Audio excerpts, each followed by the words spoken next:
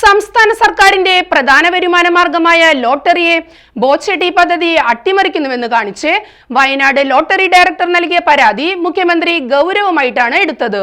CPIM Kannur ജില്ലാ secretary MV Jayarajan ബോച്ചെട്ടി പദ്ധതി സംസ്ഥാന സർക്കാരിന്റെ താൽപര്യത്തിന് വിപരീതമാണെന്ന മുന്നറിയിപ്പും താക്കീതും നൽകിയിരുന്നു. ബോച്ചെട്ടി പദ്ധതിയുടെ മറവിൽ ബോബി ചെമ്മണ്ണൂർ കള്ളപ്പണം വിനിമയം ചെയ്യുന്നുവെന്ന പരാതി ഇഡിക്ക് മുന്നിലും എത്തിയിട്ടുണ്ട്. ഇങ്ങനെ രാജ്യ താൽപര്യങ്ങൾക്ക് വിപരീതമായി ബിസിനസ് സാമ്രാജ്യം കെട്ടിയുയർത്താൻ പരിശ്രമിക്കുന്ന ബോബി ചെമ്മണ്ണൂർ പണത്തിന്റെയും അതുവഴി തനിക്കുണ്ടായിരുന്ന പ്രിവിലേജിന്റെയും ധൈര്യത്തിൽ സ്ത്രീത്വത്തെ അപമാനിച്ച് ഹരം പിടിച്ചു നടന്നു. ഒരു സ്ത്രീ യുദ്ധം പ്രഖ്യാപിച്ചാൽ തീരുന്ന സാമ്രാജ്യമേ ബോബി ചെമ്മണ്ണൂർ ഇക്കാലം അത്രയും കൊണ്ട് കെട്ടിപ്പൊക്കിയിട്ടുള്ളൂ എന്നതാണ് യാഥാർത്ഥ്യം.